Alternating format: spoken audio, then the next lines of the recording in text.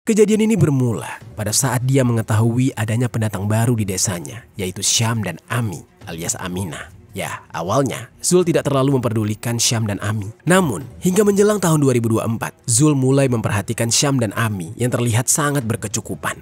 Halo Sobat Pena, apa kabar hari ini? Assalamualaikum warahmatullahi wabarakatuh. Hari ini, kita akan kembali membahas kejadian-kejadian mengerikan, kisah nyata yang terjadi di muka bumi ini.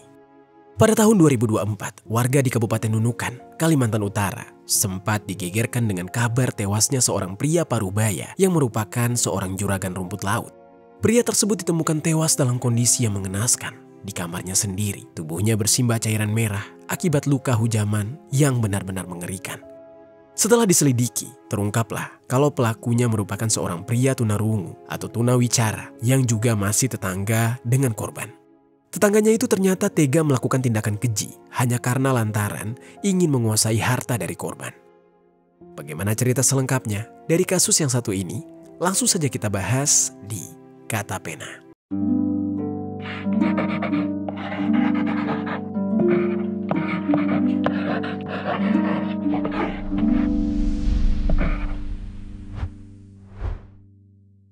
Bos rumput laut ditemukan tewas bersimbah darah.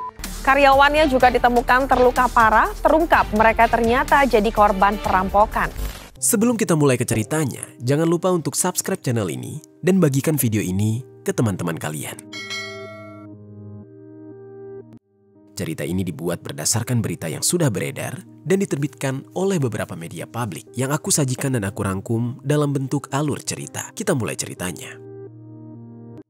Di wilayah yang terkenal dengan budidaya rumput laut, yaitu di Kabupaten Nunukan, Kalimantan Utara, tepatnya di Jalan Ujang Fatimah RT 04, Desa Binusan, Kecamatan Nunukan, tinggallah seorang pria parubaya yang bernama Syam Alimuddin. Warga sekitar kerap memanggilnya dengan sebutan Syam. Pada saat itu Syam berusia 52 tahun. Di usianya yang sudah lanjut tersebut, Syam masih giat bekerja dengan sangat keras demi mencukupi kebutuhannya. Dia baru menjejaki wilayah Nunukan sekitar 2 tahun sebelumnya. Dia berasal dari Makassar, Sulawesi Selatan.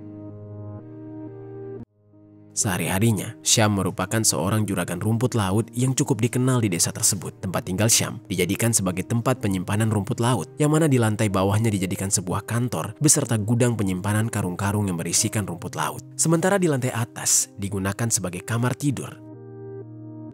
Dan diketahui bahwa Syam membeli hasil panen rumput laut dari warga pesisir, menyimpan dan mengeringkan hasilnya di gudang rumahnya, lalu mengirimkan hasil olahan ke Makassar.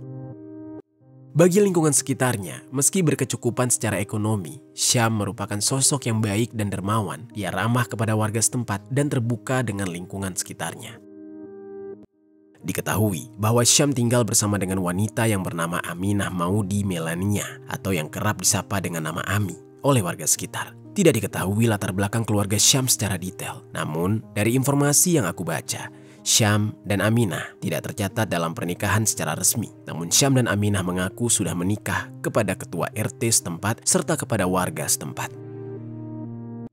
Diketahui bahwa Syam masih memiliki status sebagai suami dari seorang wanita yang bernama Delima Feranita Sirait. Dari pernikahan Syam dengan Delima, mereka sudah dikaruniai anak. Entah apakah Syam dan istri resminya sudah berpisah atau memang ada hubungan lain dengan Ami. Yang jelas, semenjak Syam tinggal dengan Ami di wilayah Nanakan, keduanya tidak pernah mengalami permasalahan keluarga.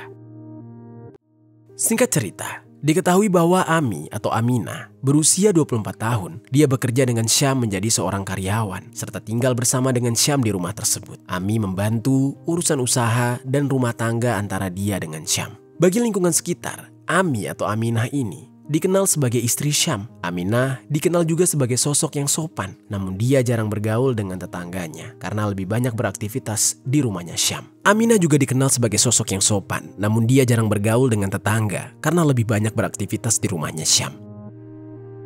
Di depan tempat tinggalnya Syam, ada seorang tetangga yang bernama Zulkifli atau yang kerap disapa dengan nama Zul. Zul juga sering dipanggil dengan nama Pepe, dan di saat itu usia Zul baru sekitar 24 tahun. Sama dengan Ami, Zul merupakan penyandang tunarungu atau tunawicara sejak lahir. Ya, Zul terlahir sebagai pria yang bisu dan juga tuli. Zul berbicara menggunakan bahasa isyarat. Diketahui bahwa Zul di saat itu belum menikah dan masih lajang. Zul tinggal bersama orang tuanya di tempat tinggal yang tidak jauh dari rumah Syam. Rumah Zul berada di depan rumah Syam dan hanya dibatasi dengan sungai kecil. Zul diketahui belum memiliki pekerjaan tetap. Tidak jarang, dia hanya membantu orang tuanya yang memiliki usaha rumput laut kecil. Zul membantu memukat rumput laut di wilayah pesisir pantai. Selebihnya, Zul sering menganggur dan bergaul dengan teman-teman sebayanya. Diketahui bahwa Zul pernah bersekolah di sekolah luar biasa atau SLB di wilayah Nunukan, dan Zul tidak menamatkan pendidikan formal. Warga sekitar mengenal Zul sebagai sosok yang sering kumpul-kumpul dengan teman-teman sebayanya, yang mana ternyata hal tersebut menjerumuskan Zul kepada barang haram yang membuat dia tidak bisa lepas dari barang haram itu, bahkan sampai kecanduan. Lalu sobat, Zul ternyata merupakan residivis kambuhan, yang mana pada tahun 2019 silam dia pernah terlibat kasus membawa senjata tajam dan mendekam di penjara selama 3 bulan. Namun, bukannya tobat, dia malah terlibat kasus pencurian baterai tower Telkomsel pada tahun 2023. Tindakan kriminal yang dia lakukan itu digunakan untuk membeli barang haram serta kebutuhan pribadi untuk berfoya-foya. Dan siapa yang menyangka bahwa pada saat itu ternyata Zul belum juga tobat atas perbuatannya. Dia masih saja melakukan tindakan kriminal, bahkan hingga merenggut nyawa tetangganya sendiri. Kejadian ini bermula pada saat dia mengetahui adanya pendatang baru di desanya, yaitu Syam dan Ami alias Aminah. Ya, awalnya Zul tidak terlalu memperdulikan Syam dan Ami. Namun, hingga menjelang tahun 2024, Zul mulai memperhatikan Syam dan Ami yang terlihat sangat berkecukupan. Zul pun menjadikan rumah Syam untuk sasaran empuk baginya agar bisa mendapatkan harta benda yang bisa dia curi. Hingga pada hari Sabtu tanggal 6 Juli 2024, Syam di saat itu baru saja menjual puluhan karung rumput laut. Zul pun mengetahui hal tersebut karena dia sudah lama memperhatikan rumah Syam, yang akhirnya Zul mulai berniat ingin melancarkan aksinya untuk merampas uang hasil penjualan rumput laut itu. Hingga sekitar pukul 2 WITA, ketika seluruh warga sedang terlelap, Zul melangkahkan kaki menuju ke rumah Syam.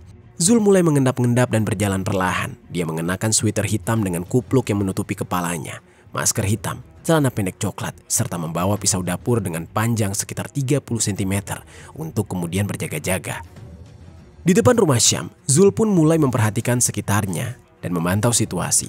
Sesaat, Zul sempat melihat adanya kamera CCTV di depan rumah tersebut. Lalu tanpa ragu, dia langsung memutuskan kabel dan mematahkan kamera CCTV tersebut agar aksinya tidak terekam. Setelah berhasil merusak CCTV, Zul memperhatikan kantor dan gudang yang berada di lantai 1 terlebih dahulu. Namun pintu kantor itu terkunci, sehingga dia langsung memanjat dinding samping rumah Syam menuju ke balkon kamar di lantai 2. Dia masuk melalui pintu kamar yang tertutup rapat dan tidak terkunci. Ketika masuk ke dalam kamar secara perlahan, Zul pun mulai mencari barang berharga milik Syam. Namun aksinya diketahui oleh Ami yang di saat itu sedang tidur bersama dengan Syam. Saat itu Ami terbangun karena mendengar suara yang mencurigakan. Zul pun menyadari bahwa Ami sudah terbangun.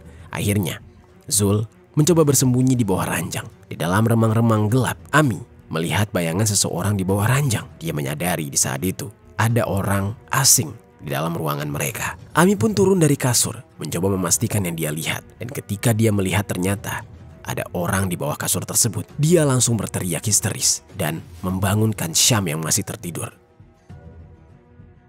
Zul sang pelaku merasa panik karena dia kepergok sebelum sempat mengambil barang berharga. Bahkan dia tidak bisa bicara dan mendengar apa yang terjadi. Lalu tanpa pikir panjang, Zul pun bangkit dan langsung mengayunkan sebilah pisau yang dia pegang ke arah perut Ami secara membabi buta. Ami menjerit kesakitan, berusaha melarikan diri. Di saat itu, Syam yang sudah terbangun mencoba menendang tubuh Zul agar menjauh dari kasur.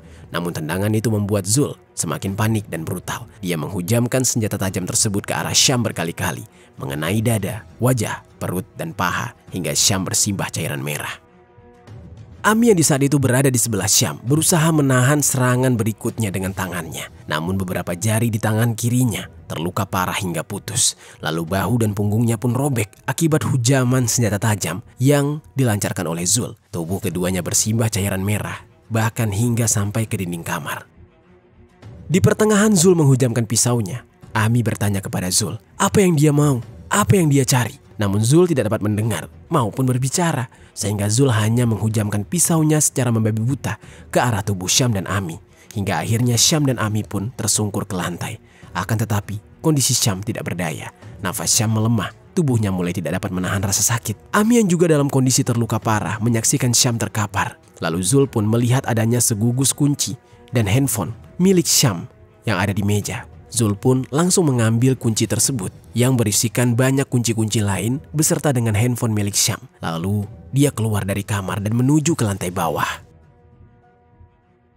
Sesampainya dia di lantai bawah, Zul mencoba mencari uang tunai di kantor dan di gudang penyimpanan. Namun dia terlalu panik hingga akhirnya dia tidak menemukan uang dalam jumlah besar, hanya peralatan rumah tangga saja. Lalu Zul mengunci kamar Syam dan Aminah dari luar dan kemudian melarikan diri melalui jalan yang sama.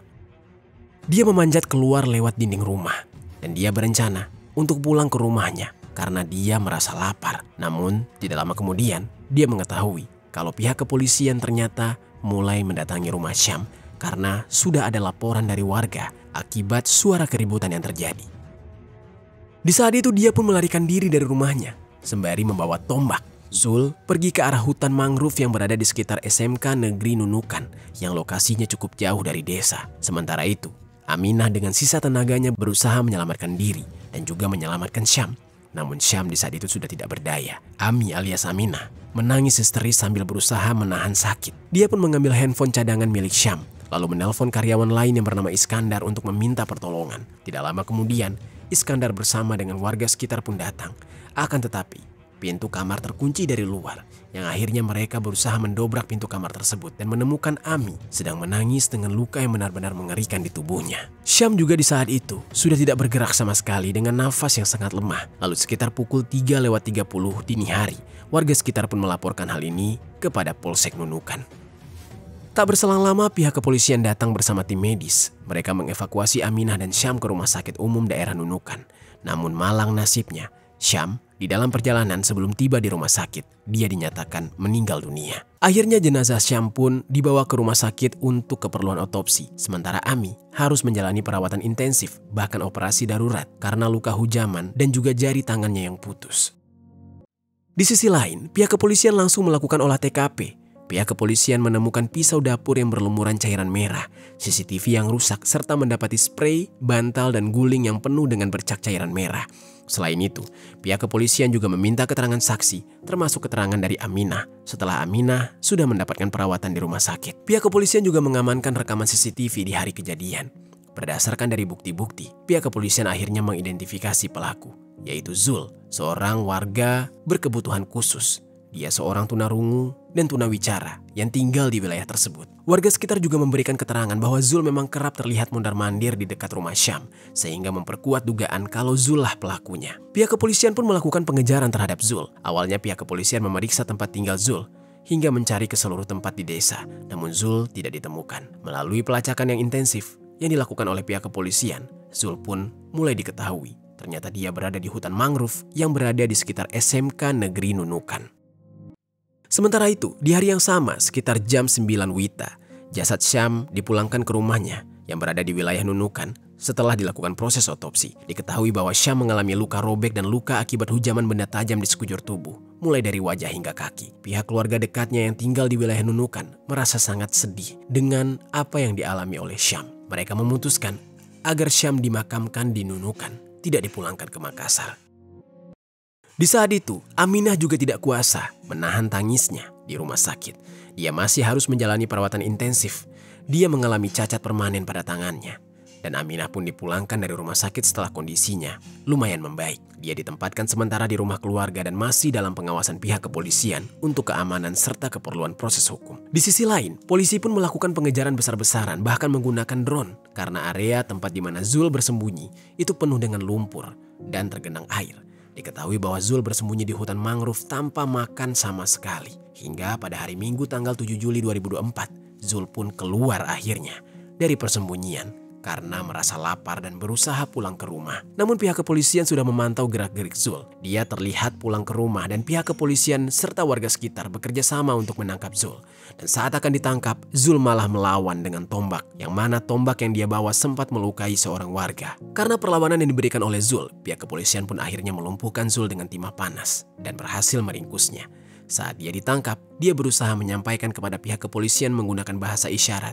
Bukan karena dia kesakitan akibat timah panas, tapi justru dia menyampaikan bahwa dia sangat lapar karena bersembunyi di hutan mangrove tanpa makanan sama sekali. Sebelum diberikan perawatan medis karena Zul dalam kondisi yang lapar dan juga lemas, pihak kepolisian meminta Zul untuk mencari barang bukti yang sudah hilang, yaitu gugusan kunci dan handphone milik Syam. Dari arahan Zul, pihak kepolisian kemudian dapat menemukan gugusan kunci dan handphone yang disembunyikan oleh Zul di semak belukar. Setelah itu, barulah Zul dibawa ke Rumah Sakit Umum Daerah Nunukan untuk perawatan luka akibat timah panas di kakinya dan pemeriksaan medis awal. Petugas medis juga memastikan bahwa kondisinya sehat secara fisik dan mental, meskipun dia penyandang disabilitas yang sulit berkomunikasi, sehingga Zul dapat diperiksa lebih lanjut oleh pihak kepolisian. Setelah dapat dipastikan bahwa kondisi Zul sudah stabil, Zul akhirnya digelandang ke Mapolres Nunukan untuk menjalani pemeriksaan lebih lanjut. Bersamaan dengan dibawanya Zul, pihak kepolisian juga mengamankan beberapa barang bukti, yaitu pisau dapur yang digunakan untuk menghabisi korban, sweater hitam bertuliskan Swipo, masker hitam, dan juga celana pendek berwarna coklat. Selain itu, dikarenakan dia disabilitas, penyidik menghadirkan penerjemah bahasa isyarat dari SLB Negeri Nunukan dan memastikan pemeriksaan dilakukan dengan pendampingan hukum dan berita acara khusus. Lalu dalam pemeriksaan, Zul menggunakan bahasa isyarat dengan tangan serta tulisan. Dia mengaku sudah menghabisi Syam dan Ami dengan alasan panik karena dia terpergok ketika sedang mencuri. Dari hasil penerjemah bahasa isyarat, Zul menyampaikan bahwa dia tidak berniat menghabisi nyawa korban. Dia hanya ingin mengambil uang dan harta benda. Namun di saat itu korban berteriak dan menendang sehingga Zul panik lalu menghujam korban dengan sajam. Atas perbuatan kejinya, pada hari Senin tanggal 8 Juli 2024, Zul pun ditetapkan sebagai tersangka dan harus mempertanggungjawabkan perbuatannya di hadapan hukum. Dia ditahan di ruang tahanan Mapolres Nunukan serta dijerat dengan pasal 339 KUHP tentang penghilangan nyawa yang disertai dengan tindak pidana lain, subsidiar pasal 365 ayat 3 KUHP tentang pencurian dengan kekerasan yang mengakibatkan kematian, yang mana ancaman pidananya seumur hidup. Hingga pada hari Senin tanggal 17 Februari 2025, Zul pun dijatuhkan vonis 13 tahun penjara atas perbuatan kejinya terhadap Syam. Pihak keluarga Syam menerima putusan tersebut dengan berat hati. Meski tidak puas, tapi mereka tetap bersyukur pelaku mendapatkan hukuman yang cukup berat. Itu dia sobat, kisah dari Syam yang dihabisi oleh tetangganya yang merupakan seorang disabilitas karena dia terpergok sedang mencuri. Apa pelajaran yang bisa kita ambil dari kisah ini? Oh ya sobat, aku pengen ngasih tahu ke kalian, Kata Pena tergabung di dalam program YouTube Shopping Affiliate. Nah, buat kalian yang sedang mencari barang-barang yang menarik dan keren, aku punya beberapa rekomendasi produk untuk kalian. Kalau tertarik, langsung saja klik link produk di pojok kiri bawah untuk pembeliannya.